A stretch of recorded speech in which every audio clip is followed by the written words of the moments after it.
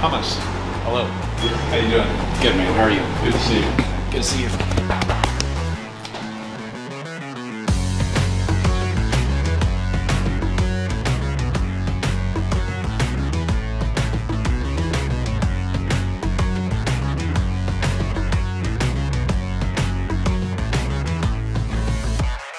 I thought about like a cooking show, you know, where they've got the finished thing in the oven, that I could have this close and then just pull a bottle of gin out of it.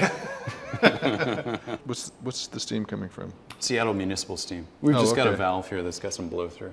Okay. And it helps make whoever's standing here look mysterious. Yeah. All right. So you're tapping off the municipal steam, and it's going into this. But this is not for the gin. Right. This is the gin still. Oh, that's the gin guy. Yeah. This little cutie. Botanicals go in. Door gets closed. It hangs out for 24 hours, macerating. The next day we fire up the still and collect the vapor. So you fire up the still, steam rises, Yeah. condenses. Yep, condenser right here. Cold water running that way, hot vapor running that way. This is how we control the steam. We've got steam gauges that go all the way up to 60 PSI, but I never used more than like 1.5. So we're like barely putting any energy into this thing. Like it comes up really slowly. We're barely giving it enough energy via heat to push vapor over that neck. But anything that makes it up to here can fall down into the condenser. Like really heavy resinous piney notes really have to work to get up out that way. You're controlling the flavor of the end product by smartly employing essentially physics. Yeah, this is an old way of making gin. If you have a gin basket, you can do vapor infusion. Bombay, Tanqueray, they have vapor infused right on the label. As alcohol vapor passes through the botanicals, it grabs those botanical oils and then pushes them off into the final distillate. I would say that our gin is really oily and round and robust, oily with like botanical oils. Yeah. Ours is like a punch in the mouth of gin, Okay. which I love. Yeah. I love a good punch in the mouth with gin. You're talking about the fact that you're making gin from vodka. Yeah, gin's juniper berry flavored vodka for all intents and purposes. For all intents and purposes, yeah. And the vodka is made from beer. That's right. In our case, yes. So, Yeah. so it could be said, inaccurately, but still, that this is juniper flavored beer. Beer concentrate. Beer concentrate. Okay. Very concentrate. Yeah. Yeah. All right. So cool. So this is gin getting Yeah. made. We call it small batch gin because look how little it is. Yeah, that's a small batch. So how many bottles do you get from a? This is the receiver where we collect gin hearts. There's about 68 gallons of 155 proof gin in there right now. I'll tell you, when we bottle like 12 to 1,400 bottles at a time. Okay. That's a small batch. Yeah, yeah. Like that's not a lot. When a person looks at a bottle and they wonder about the price of it, Yeah, and yeah. especially why a small local distiller is charging what they're charging. Yeah. Economies of scale are painful. Very painful. It's gotta kill you guys. There's always gin in the gin tote. That's our rule. Like we try to always keep mixing Sure. Gin in. Do you want to taste some? Yeah, sure, for sure.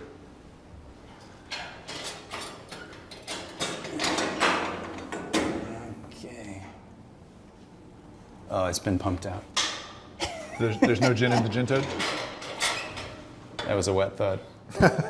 Does it really come down to a master taster who's like taking a sip of the gin and going, yeah, this is right? Some people make tinctures, some people do tabletop distillations and things like that. We just munch botanicals and take notes. You botanical muncher. I know. And but that's how we try to control for drift. This does, I mean, actually,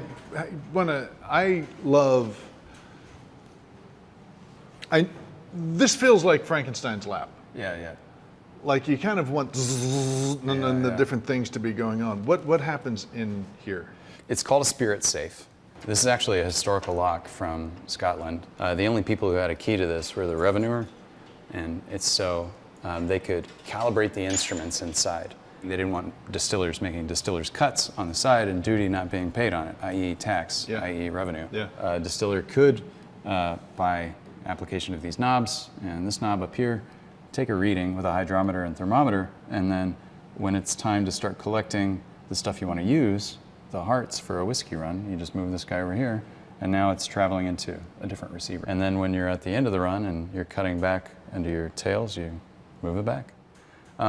We've bypassed them, but it is a beautiful showpiece, a fun bit of history. Yeah. It's a fun way to make your cuts. So yeah, we do that by hand. To what end do you do that by hand? With rent in Seattle being what it is, and the cost of product being what it is, and the cost for you to get products the way they are, and the cost of employees being what they are, and the cost of distribution being what it is. Like, why in God's name would you do something that is aesthetic and doesn't necessarily serve a purpose? It's more fun. Really? Yeah, I think that's the reason. Like, it's fun to do this by hand. Yeah. It's the way the Scots do it. Could you automate all this? Sure. Yeah. There's something really romantic about turning a steam valve and like moving a lever over and having to be here at the right time and like paying attention to it. Like, oh, here comes the cut. Like, don't mess the cut up. And like all of that, I feel like it's just really fun. Okay. Yeah. But yeah, that's why.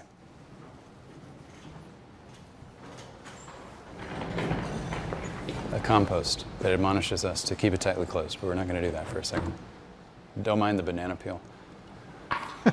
We're assessing botanicals. We're assessing botanicals, which sounds like a euphemism. Check out your berries. Because of all this variation going on here, you want a representative sample. So like, you know, a small pinch. Does it matter if I'm chewing in the side or the front or the back? I chew on the side. You want to break them them up in your molars. You want to break them up. Yeah. Oh. But you don't want to eat them.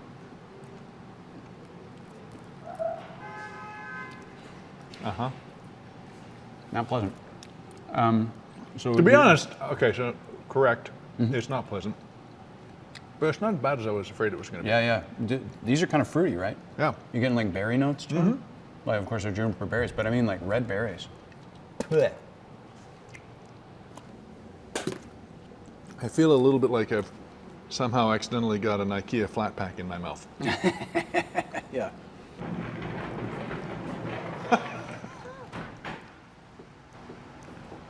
Got a little something here. You know, let me get you some water. I'll be right back. I'm not adding it to my diet. How many people eat juniper berries or have actually tasted?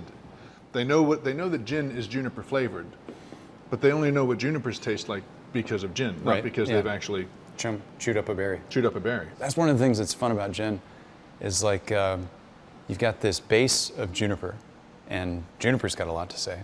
Not all junipers taste the same, and so different regions have the junipers just taste different. And then you've got all of the supplementary botanicals that you lay under the juniper. Where are you getting your juniper from? Ours are primarily sourced from the Mediterranean. We tend to find that they have this sort of fruity, floral aroma to them, which we dig on. Is there the opportunity to make a hyper-local gin? Mm-hmm. It's much more like piney and resinous than we tend to prefer for our profile. But yeah, you can do it. I do feel like we should taste some gin, though. Only if you insist. I would hate to be presumptuous. Yeah, no, it would be insane to talk this much about gin and then not have some. And then not taste it? Yeah. Well, in the interest of science. I've never tasted juniper, like actual juniper. Weirdly strong and then lighter, and just how it changed the more you chewed it. Yeah. So that's one of the reasons we macerate. Actually, just make sure you say that again. And that's why we macerate. Macerate. Okay. Yes. Yeah. Nothing. That's good. There's lots of reasons to do the other thing. Yeah. This is where we bottle, by the way. So 12 to 1400 of 4 bottles at a time. Yeah, 4 bottles at a time. Yeah. By the way, you don't want to get good at bottling.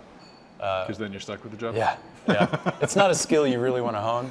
My mother refused to learn how to mow the lawn because she didn't want to have to do it. Be careful what you learn. Yeah. Cheers. All right. That smells really lovely. Yeah, it's good gin.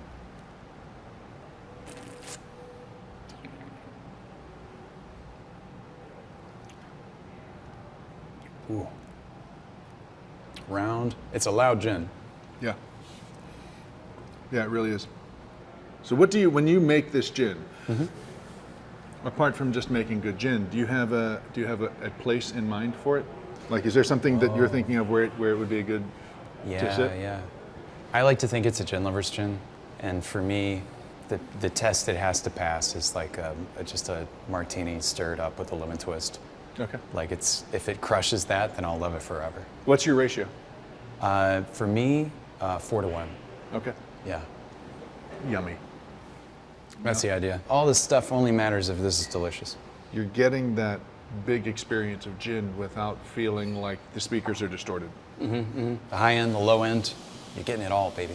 Is there anything about gin, or your gin in particular, that we should absolutely know that we haven't asked you?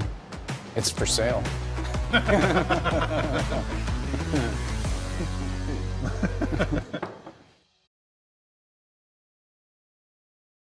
I say to you, how you been? Yeah. How you been?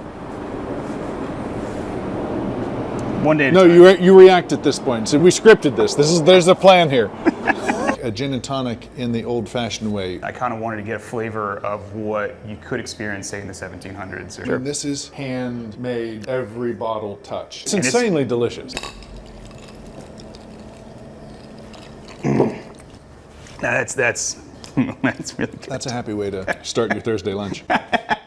Hey, my friends, Tim here, just to ask you to please do like, subscribe, share, comment, all of that good stuff.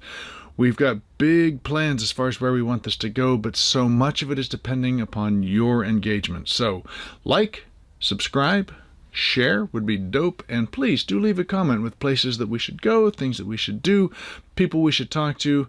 Any suggestions you have will really matter to what we're trying to accomplish here. Thanks so much. Cheers, my friends.